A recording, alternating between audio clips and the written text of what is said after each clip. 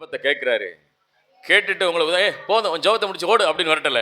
உங்களை மகிழ பண்ணி அனுப்புகிற தேவன், உங்களை மகிழ பண்ணி அனுப்புகிற தேவன், உங்களை சந்தோஷப்படுத்தி அனுப்புகிற தேவன், உங்களுடைய தேவைகளை சந்திக்கிற தேவன், உங்கள் குறைவுகளை நிறைவாக்குகிற தேவன், உங்களுடைய வாஞ்சைகளை விருப்பங்களை நிறைவேற்றுகிற கர்த்தர். அதான் சொன்னார், வருத்தப்பட்டு பாரம் சுமக்கிறவர்களே நீங்கள் எல்லாரும் என்னிடத்தில் வாருங்கள், நான் உங்களுக்கு இளைப்பாறுதல் தருவேன், ரெஸ்ட் கொடுப்பேன். நீ போராடின போராட்டத்துக்கு, நீங்கள் விரும்பின காரியத்துக்கு நான் என் தேவைகளை உங்களுடைய தேவைகளை நான் சந்திப்பேன். அல்லேலூயா. ஆண்டவர் என்ன செய்கிறாராம், ஒரு சில வசனத்தை வேகமாக வாசித்து நான் முடிக்க விரும்புகிறேன். யோவான் எழுதின சுவிசேஷம் 15ஆம் அதிகாரத்தில் முதல் வசனம் சொல்லுகிறது, நானே மெய்யான திராட்சை செடி, என் பிதா என்னவா இருக்கிறார், திராட்சை தோட்டக்காரர். என் பிதா எப்படிப்பட்டவர், திராட்சை தோட்டக்காரர். திராட்சை தோட்டக்காரர். நீங்கள் என்னவா இருக்கிறீர்கள், திராட்சை செடி. நீங்கள் செடி. ரொம்ப வேகமாக நான் போகிறேன், என்னை கவனிங்க நேராகிறதுனால. திராட்சை செடி, பிதா திராட்சை தோட்டக்காரர்.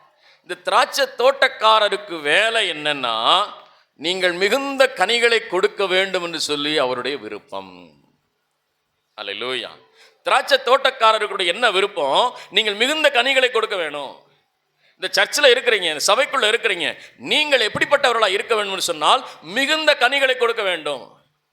சும்மா கனி கொடுத்தா கொடுக்கட்டும், கொடுக்காட்டா போட்டுன்னு விரும்புகிற தேவன் அல்ல. சபைக்கு வருகிற ஒவ்வொருவரும் நீங்கள் கனி கொடுக்க வேண்டும், நீங்கள் கனி கொடுக்க வேண்டும், நீங்கள் கனி கொடுக்க வேண்டும். ஒவ்வொருவரும் நீங்கள் கனி கொடுப்பதற்காகத்தான் 2 வசனம் சொல்கிறது, அவைகளை என்ன செய்கிறார், சுத்தம் பண்ணுகிறார். என்னில் கனி கொடுக்கிற கொடி எதுவோ, அதை கனி கொடாதிருக்கிற கொடி எதுவோ அவர் அதை அறுத்து போடுகிறார்.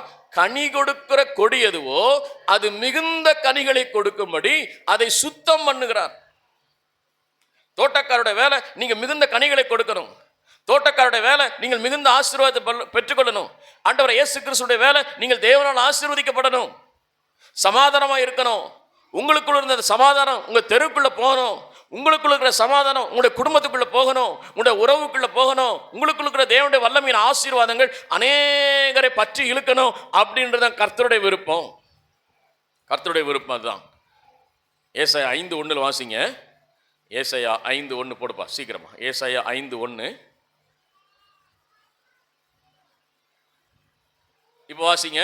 இப்பொழுது நான் என் நேசரிடத்தில் அவரை திராட்சை தோட்டத்தை குறித்து என் நேசருக்கேற்ற ஒரு பாட்டை பாடுவேன். என் நேசருக்கு மகா செழிப்பான என்ன இருக்குது, ஒரு திராட்சை தோட்டம் உண்டு. திராட்சை தோட்டத்தை வச்சிருக்கிறாரு. எங்க வச்சிருக்கிறாரு, மேட்டிலே, மகா செழிப்பான மேட்டிலே. உங்களை கொண்டு எங்க வச்சிருக்கிறாராம், கண்மலையின் தேனினால் உங்களை திருப்தி ஆய்க்கிறார். கண்மலையின் வெடிப்பிலே உங்களை வைத்து மறைத்து கொள்கிறான். உங்களை உயர்ந்த இடத்துல வச்சிருக்கிறார் ஆண்டவர். எதற்காக வச்சிருக்கிறாரு, அடுத்த வசனம் போடுப்பா. அதை அவர் வேலி அடைத்து அதில் உள்ள கற்களை பொறுக்கி அதில் நற்குல திராட்சை செடிகளை நட்டு அதன் நடுவிலே ஓர் கோபுரத்தை கட்டி அதன் ஆலைகளை உண்டு பண்ணி. போதும், அதுக்கு மேல வாசிக்க வேண்டாம். இங்க ஆண்டவர் என்ன சொல்லுகிறாரு கவனிங்க. இந்த திராட்சை தோட்டத்தை கர்த்தர் வச்சு யோவான் 15:1-2 வாசித்தோம். அவர் என்ன செய்கிறார், அவர் சுத்தம் பண்ணுகிறார்.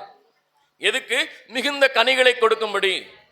ஏசாயாவில் வாசித்தோம், அவர் என்ன சொல்லுகிறார், என்ன செய்கிறாரு, வேலி அடைத்து வைத்திருக்கிறார். 2ஆம் வசனம் கொடுப்போம். அவர் என்ன செய்கிறாராம், உங்களை வேலி அடைத்து. கவனிங்க, நீங்கள் தேவனால் வேலி அடைக்கப்பட்டவர்கள். உங்கள் குடும்பம் தேவனால் வேலி அடைக்கப்பட்டது. உங்க பிள்ளைகள் தேவனால் வேலி அடைக்கப்பட்டிருக்கிறது. உங்களுடைய தொழில், உங்க வியாபாரம், உங்க வேலை ஸ்தலம் எல்லாமே தேவனால் வேலி அடைக்கப்பட்டது. சத்துரு தொட முடியாது, சத்துரு உங்களை தொட முடியாது. நீங்கள் தேவனால் வேலி அடைக்கப்பட்டவர்கள் என்றதை விசுவாசிக்கணும்.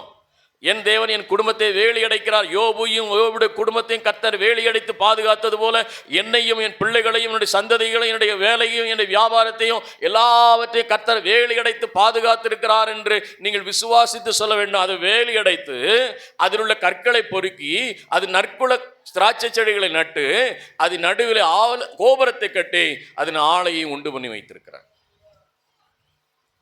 அல்லேலூயா. 7ஆம் வசனத்தை வாசிங்க. சேனைகளின் கர்த்தருடைய திராட்சை தோட்டம், இஸ்ரவேல் வம்சமே, அவருடைய மனமகிழ்ச்சி நாற்று, யூதாவின் மனுஷரே. போது நீங்க தான் அது திராட்சை செடி, நீங்க தான் திராட்சை கொடி, நீங்க தான் திராட்சை பழம். உங்களைத்தான் வேலி அடைத்திருக்கிறார், உங்களைத்தான் பாதுகாத்திருக்கிறார். எதற்கு? நீங்கள் மிகுந்த கனிகளை கொடுக்க வேண்டும் என்பதற்காக. சர்டிபிகேட்ல கிறிஸ்டியன் போட்டு வைக்கிறதுக்கு இல்லை, பேரை ஜோசப் விஜய்னு வைக்கிறதுக்கு அல்ல, கிறிஸ்தவனாய் வாழ்ந்து காட்டுவதற்காக கர்த்தர் அழைத்திருக்கிறார்.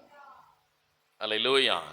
வேகமா வாசிக்கலாம் இன்னொரு வசனத்தை. ஏசாயா 27, ஏசாயா 27 முடிச்சிரும். ஏசாயா 27, ஏசாயா 27 2வது வசனத்தை 3வது வசனத்தை போடுங்க. ஏசாயா 27 2 3.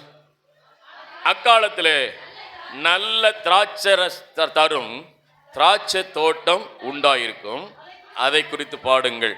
3வது வசனம், கர்த்தராகிய நான் அதை காப்பாற்றி அடிக்கடி அதற்கு தண்ணீர் பாய்ச்சி ஒருவரும் அதை சேதப்படுத்தாதபடிக்கு அதை இரவும் பகலும் காத்து கொள்ளுவேன். நீங்க தான் திராட்சை செடி, நீங்க தான் திராட்சை செடி. என் பிதா திராட்சை தோட்டக்காரர், மிகுந்த கனிகளை கொடுக்கும்படி விருந்து ஆயத்தமாக இருக்கிறது. உங்களுக்கு ஆயத்தம் பண்ணி வைத்திருக்கிறாரு, உங்களை வேலி அடைச்சிருக்கிறாரு, உங்களுக்கு தண்ணீர் பாய்ச்சுகிறாரு, உங்களை மிகுந்த கனிகளை கொடுக்கும்படி கர்த்தர் விரும்புகிறாரு. நீங்க கிறிஸ்தவனா இருக்கிறதல்ல, கிறிஸ்துவினை பிரதிபலிக்கிறவர்களாய், கிறிஸ்துவுக்கு சாட்சியாய் நீங்கள் ஆசீர்வாதமாக இருக்க வேண்டும் என்று தேவன் விரும்புகிறார். அல்லேலூயா. ஒருவரும் அதை சேதப்படுத்தாதபடிக்கு அதை இரவும் பகலும் காத்து கொள்ளுவேன். எப்படி காத்துக்கொள்வாரா? இரவும் பகலும். இதோ இஸ்ரவேலை காக்கிறவர் உறங்குவதும் இல்லை தூங்குவதும் இல்லை. உங்களை எப்போதும் காத்துக்கிட்டு இருக்கார். நீங்க நல்லா தூங்குறீங்க, அப்படிதானே? சிலர் இங்கே படுத்தவங்க பாய் அங்கே போய் படுத்து கிடப்பாங்க, உருண்டு உருண்டு உருண்டு உருண்டு. அங்கே கிழக்கையும் மேக்கையும் படுத்தவங்க தெற்கையும் வடக்கையும் படுத்து கிடக்கு. என்னடா கிழக்க மேக்க படுத்து கிடந்து தெற்கை வடக்கு படுத்து கிடக்கிறேன். நல்லா தூங்குறீங்க. ஆனால் என் தேவனாய் கர்த்தர் இரவும் பகலும் உங்களை காக்கிற கர்த்தர், இரவும் பகலும் காக்கிற கர்த்தர். இஸ்ரவேலை காக்கிறவர் உறங்குவதும் இல்லை தூங்குவதும் இல்லை. அல்லேலூயா. இந்த கர்த்தர் சொல்றாரு, நீ எழும்பி பிரகாசி, உனக்கு ஆயத்தம் பண்ணி வச்சிருக்கிறேன், உனக்கு நன்மையை வச்சிருக்கிறேன், நான் உன்னை பாதுகாக்கிறேன், உன்னை நான் வழி நடத்துகிறேன். முந்தினவள் நினைக்க வேண்டாம், நீ மனம் திரும்பி வா, என்கிட்ட வா, நான் உனக்கு திரும்பவும் இழந்து போன எல்லாவற்றையும் நான் உனக்கு திரும்ப தர்றேன். ஆதியிலிருந்து அன்புக்கு நேராய் திரும்பி வா, தேவனுடைய சமூகத்து நேராய் திரும்பி வா, நான் உன்னை ஆசீர்வதிப்பேன்னு சொல்கிறேன். கண்களை முடிச்சு ஜெபிப்போம். ஆண்டவர் கொடுத்த வார்த்தைக்கு நன்றி சொல்லுவோம். ஹல்லேலூயா, ஹல்லேலூயா, ஹல்லேலூயா. நன்றி ஆண்டவரே, நன்றி ஆண்டவரே, நன்றி ஆண்டவரே.